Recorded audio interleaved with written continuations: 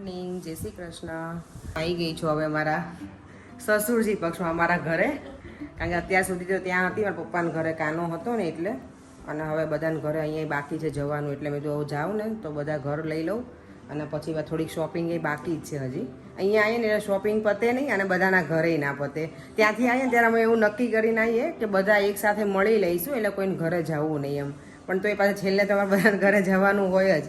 પપ્પા એમ કે અહીંયા જવાનું છે, મમ્મી કે આના ઘરે તો જવું જ પડે, અને મારા મમ્મીને ઘરે જાવ તો એ એવું કરે, એટલે મારે બધી જગ્યાએ જવાનું હોય એટલે પછી પણ તો એ રીતે એટલે બધાનો પ્રેમ હોય, બિચારા એમ કે આવો આવો આવો એમ, એટલે એવું નથી કે ન અમને જવું હોય, પણ ટાઈમનો અભાવ હોય ને એના હિસાબે ઓલું કરીએ કે ગેટ ટુગેધર કરી લીધું હોય. પણ કંઈ નહીં, આજે મામાના ઘરે તો અમે જવાના છે, તમારા મામાજી છે ને એમના ઘરે, એટલે ત્યાં જઈ આવશે. મારે સારું જ, મારા મામા પક્ષ ને માસી પક્ષ છે ને બધા સુરતમાં છે, અને આ વખતે હું જવા નથી, નહીંતર મારે એ જ હોય, ત્યાં જાઉં તો કેટલાય ઘર મને લેવાના હોય.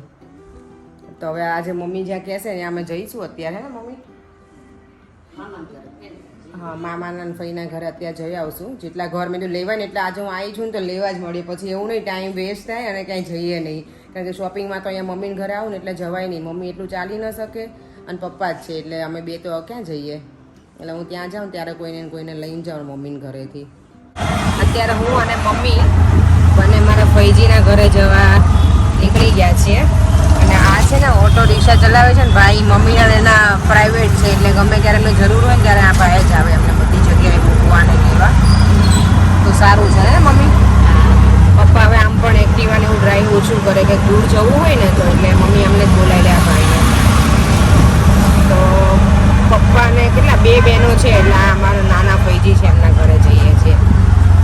વેરાન કાંઠેથી ને મમ્મી, વેરો છે ને કોઈ અમદાવાદનું હોય અને વેરા સાઈડનું, તો આ વેરા બાજુ રહી છે કોઈ અમારા, તો બતાવીશ એમનું ઘર.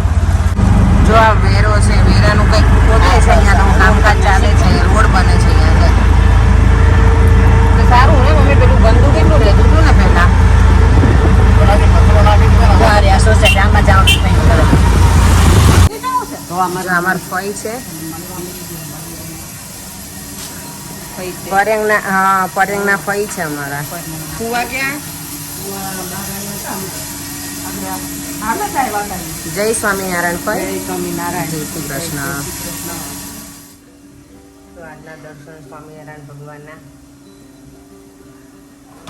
ફઈ તમે રોજે ભગવાનના સેવા કરો છો ને? અમે જો 10:30 થયા છે ને, અહીંયા પહોંચી ગયા છે અત્યારમાં, સવારમાં જ.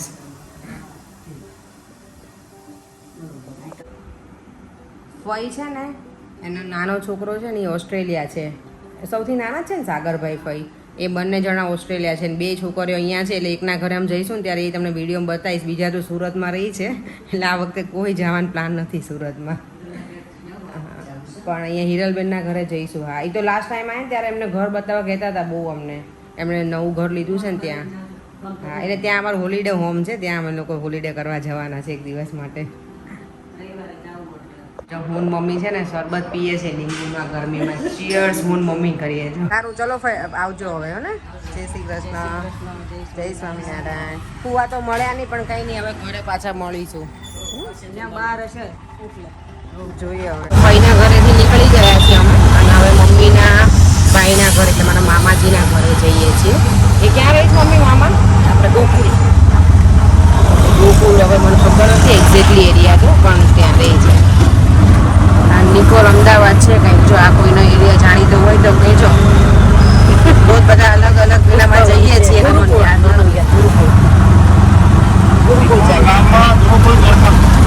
ઓકે, નિકોલ ગામ છે ને એમાં ગુરુકુળ સર્કલ. આ જો અહીંયા અમારા ઘરથી નજીક જ બધાની બિચારાઓની દુકાન જો તોડી નાખી છે. અરે બધા વગરના થઈ ગયા બધા સામાન હોય બધી તોડી નાખી જો છેટલી છે. તો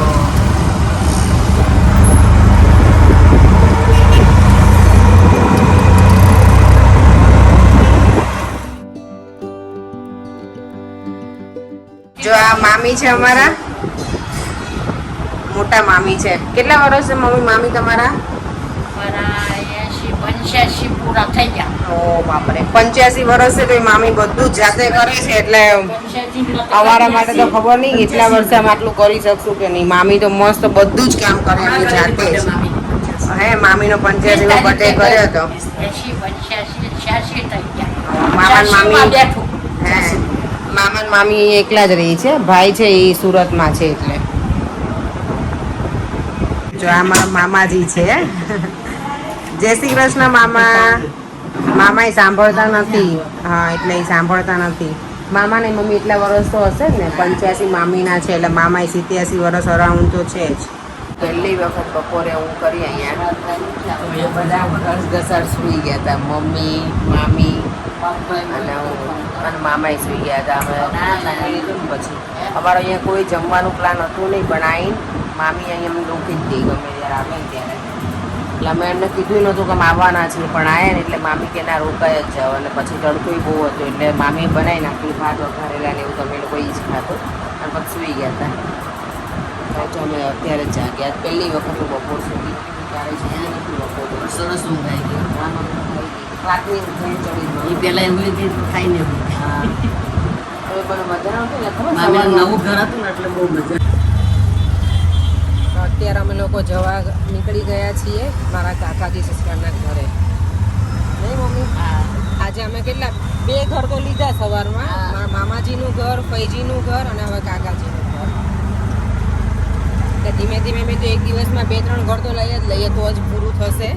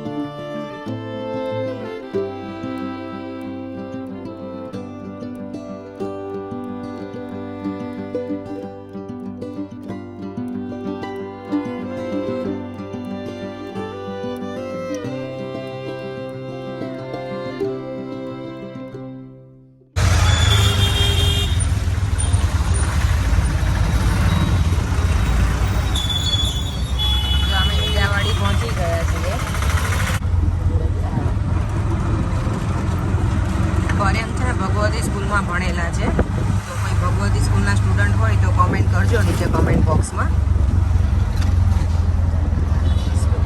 જો આ ભગવતી સ્કૂલ આવી ગઈ છે. આખી નવી બનાવી દીધી ને મમ્મી? હા નવી બનાવી દીધી છે.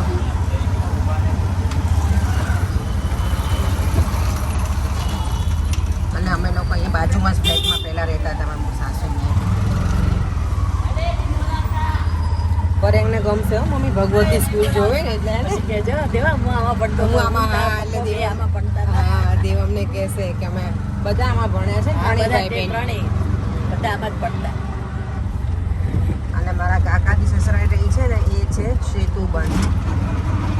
અહીંયા બસ અમનું ઘરે હવે આવી જ ગયું છે.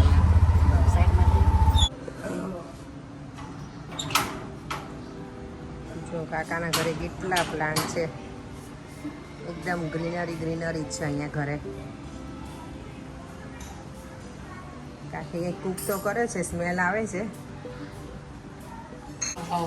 જય શ્રી કૃષ્ણ કાકી. જય શ્રી કૃષ્ણ. શું કરતા તમે? અમારા કાકીજી સાસુ છે પરેંગના બીજા નંબરના કાકી છે.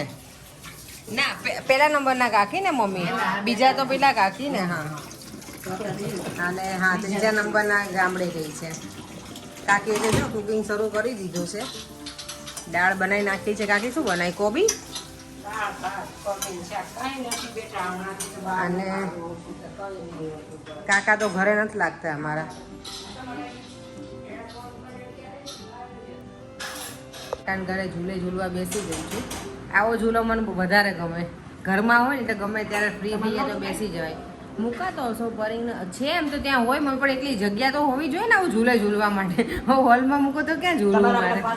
પાછળ કન્ઝર્વેટરીમાં ચાલે. હા પરેંગને ડિમાન્ડ કરવી પડશે મને હવે કે પરેંગ ઝૂલો લઈ આપો.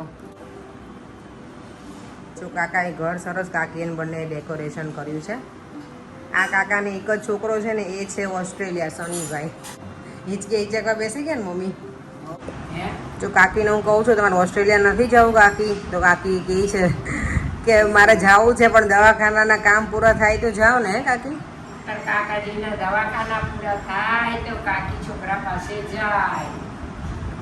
અને આ અમારા છોકરાની મમ્મીને આવું નથી, હું કહું છું તો એમને એક કામ નથી અહીંયા નથી આવું, વરસ નથી મમ્મી. એટલે આયા એનું તો નવેમ્બરમાં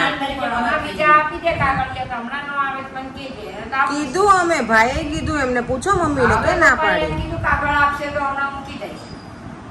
સાચું મમ્મી તમારું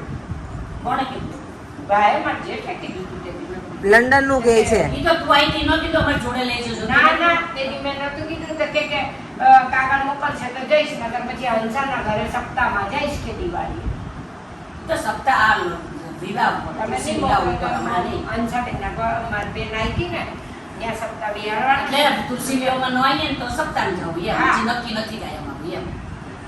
એટલે અમે તો નજર કહીએ છીએ મમ્મી પપ્પાને આવો આવો, પણ મેં તો મને એવું કીધું હતું કાકી, પપ્પાએ શું કીધું ખબર? ના મમ્મી કાકી મને શું કહેતા ખબર? મમ્મી પહેલા ત્યાં હતી ને ત્યારે કે તું અહીંયા આવ ને તો તારે જોડે આવું. હવે તો હું આવી ગઈ તો આયા નહીં. હવે ના પાડે છે, ના પાડે નકર હું તો રેડી છું લઈ જવા. દેવામે કીધું જ છે કે બાને લઈ આવે એમ, પણ અમારે બાને નથી આવું.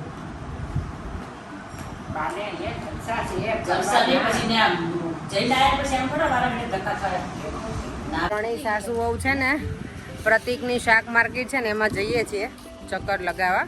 થોડુંક મેં જોતી આવું. પ્રતિકની માર્કેટમાં હું ક્યારેય ગઈ નથી, અહીંયા હતી તોય મમ્મી હું ક્યારેય નથી ગઈ. હા એટલે મમ્મી કે કાકી કે ચલો લઈ જાઓ. કાકી અમને ફરવા લઈને જાય છે પ્રતિકની માર્કેટમાં. ચાલો ત્યાં મળીએ, બતાવું તમને. જો આવી છું ને તમે, તો આ સાવાણી મને ઇન્ડિયાનું જ ગમે બ્રૂમ યુઝ કરવું, એટલે અમે તો લઈ લઈએ. મમ્મી લોકો લે છે.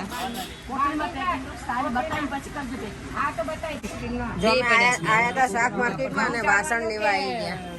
ઘઉં તો ખાલી ચાળવાના ના હોય ત્યાં, ના ના ના, પણ ક્યારેક લોટે નહીં ચાળવાનો, ક્યારેક મોટું આવું હોય તો ગમે બીજું કંઈક લાડવાનું બનાવ્યું. ચાયનો લેવાય આપણે ઘઉં જમ વાસણ આ બે વસ્તુ લીધી છે આ, અને આ છે ચાયનો. તો આમાં બધી વસ્તુ યુઝ કરીએ કે એટલે આ રીતનું લીધું છે. અલગ અલગ જાળી છે ને બધી. તો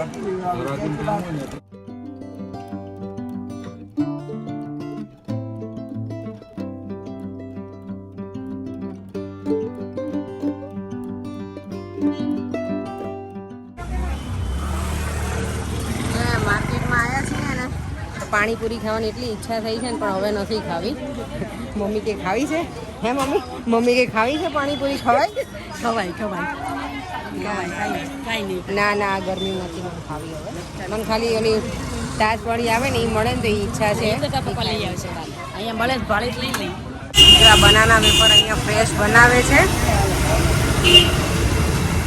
અને મમ્મી બંને લે છે કે બનાનાની અને પોટેટોની બંને. બોલો પપ્પા હા જમવાનું કેવું બનાવ્યું કાકીએ? મને રોટલી મેં બનાવી જ ખાલી. બોલવાનું નહીં. લે તો આ કેમ બોલ્યા તમે? જો મમ્મી બોલ્યા તો ખરા કાકા. રોટલી સારી થઈ છે. જો અત્યારે છે કોબીનું શાક, રાઈસ, દાળ, રોટલી, કેરી અને પાપડ. અમે કાંઈ પહેલાં નક્કી નહોતું કર્યું ને, એટલે કાકી એ કે અમે સિમ્પલ, મેં તો આવું જ ખાવું છે આજે.